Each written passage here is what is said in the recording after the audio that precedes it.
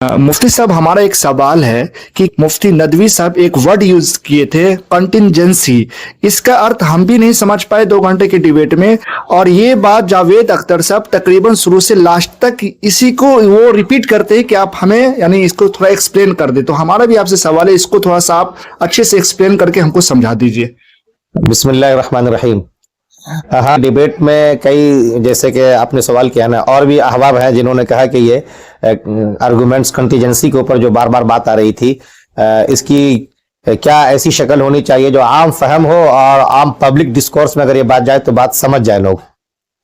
देखिए, किसी भी चीज का होना, जिसको कहते हैं ना बीइंग, वजूद, इसकी हम और आप दुनिया जहान में जहां भी जाके देखेंगे 3 ही उसकी एक शक्लें आपको समझ में आएंगी, फॉर्म्स जो है। या तो वो चीज मुमकिन होगी, मुमकिन कहते हैं जिसका होना और ना होना दोनों सतह बराबर हो भी सकता है, नहीं भी हो सकता है। या फिर वो चीज बिल्कुल हर हाल में होगी और किसी का अपने होने में मोहताज नहीं होगी, उसको बोलते हैं वाजिब, वाजिबुल वजूद, जिसको मुफ्ती साहब भी कल वो नेसेसरी बीइंग कह रहे थे बार बार। और तीसरी चीज होगी मुहाल, कि हो ही नहीं सकता है वो। जैसे 2 और 2 आप कह देंगे 3 या 5 तो मुहाल है, 2 और 2 4 ही होता है। और ये दुनिया, कायनात, ये आपका मोबाइल है और भी चीजें हमारे आसपास में जो कुछ भी है, ये सब मुमकिन है कि इसको किसी ने वजूद में लाया तो ये चीजें आ गई, नहीं लाते तो नहीं आती। जैसे बहुत सारी चीज हमारे पास अभी नहीं है, हमने नहीं लिया तो नहीं आ सकी वो चीज। और अल्लाह तबारक व तआला जो वाजिबुल वजूद है, जिसको नेसेसरी बीइंग कहते हैं हम लोग, ये अपने वजूद में आने का किसी का मोहताज नहीं होता। क्योंकि अगर वो भी किसी के मोहताज होंगे ना, तो फिर वो इन्फिनिटी डिग्रेस की जो बात बार बार आ रही थी, जिसको दौर तसलसल कहते हैं हम मदरसे की जबान में, वो वाली बात शुरू हो जाएगी कि आखिर किसके ऊपर हम ये समझ लें कि वो मौकूफ है, फिर उसके ऊपर वो मौकूफ है, फिर इसके ऊपर वो मौकूफ है, और पूरी जिंदगी ये सिरा ढूंढते रहिए, कुछ नहीं मिल सकेगा आपको। तो ये जो 3 शक्लें बनती हैं आमतौर से, कि या तो वो चीजें बाज़ाब्ता अपने आप में है, किसी का मोहताज नहीं है, यह है नेसेसरी बीइंग, जिसको हम अल्लाह ताला कहते हैं। और एक हुआ मुमकिनुल वजूद, तो हो भी सकती है, नहीं भी हो सकती।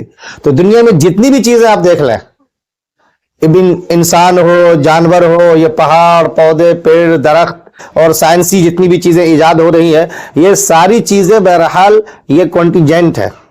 ये अपने आप में मुनहसिर है इस बात पे कि कोई मुझे वजूद में लाए। जैसे एक कैमरा है, कैमरा बनाने वाले ने बनाया तो ये चीज आ गई। स्टैंड है, बनाने वाले ने बनाया तो आ गई। ऐसे हमको और आपको भी अल्लाह ताला ने बनाया तो हम दुनिया में आए।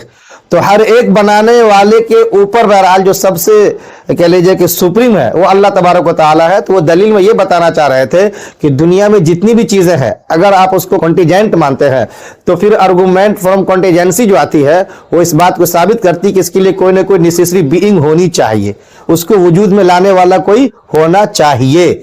समझ गया ना? ये चीज असल कहना चाह रहे थे वो, कि दुनिया में कुछ भी आए, बहरहाल वो सारी चीजें अपने पीछे किसी न किसी को साबित करती है कि मुझे फला चीज वजूद में या फला ने वजूद में लाया है, तब मैं वजूद में आया हूं, वरना मैं नहीं आता।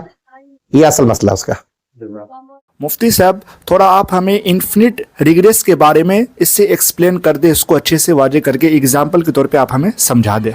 देखिए, इन्फिनिटी रिग्रेस जो है, ये फ़लसफ़ा जब आप पढ़ते हैं या मंतिक के अंदर ख़ासतौर से जब जाकर देखेंगे आप, तो लॉजिकली या रीजनिंग में आपको ये समझाना पड़ता है किसी भी चीज़ को कि आखिर जो चीज़ है वो अपने आप में है या वो किसी पे डिपेंड है। अगर वो किसी चीज़ पे डिपेंड है, तो जो डिपेंडेबल चीज़ है उसका जो आगे हम जिसके ऊपर डिपेंड मान रहे हैं, इनके बीच में आखिर एक लिमिटेशन है या इन्फिनिट है। इन्फिनिट होगा तो कब तक होगा ये? मैं उसकी मिसाल दे देता हूँ आपको। अगर मान लीजिए मुझे पंखा अगर इस छत से लटकानी हो और मैं किसी जंजीर के थ्रू उसको लटकाऊं, तो जंजीर जो है वो एक कड़ी दूसरी कड़ी होते होते होते आखिर में छत तक कड़ी जाएगी। उसके बाद वो कड़ी का सिलसिला खत्म हो जाएगा, छत शुरू होगा, हम छत में उसको लगा करके पंखा लटका लेंगे। लेकिन आपको उस जंजीर की जो कड़ी है उसका कोई सिलसिला खत्म होता दिखाई न दे। हर कड़ी के बाद एक, फिर उसके ऊपर एक, फिर उसके ऊपर एक, फिर उसके ऊपर एक, कयामत तक आप इसी को ढूंढते रह जाए तो कभी ना आप पंखे लटका पाएंगे, ना कभी आप हवा ले पाएंगे। यही हो गया इन्फिनिटी रिग्रेस। समझ गए ना? ये आपको अगर 100 रुपए की जरूरत पड़ी, आपने किसी साहब से मांगा, उसने कहा कि मेरे पास तो नहीं है, मैं किसी और साथी से देखता हूं। तो भाई कोई तो ऐसा बंदा हो जिसके पास 100 रुपए कह देगा हाँ मेरे पास है, लो, और आपका काम बन जाए।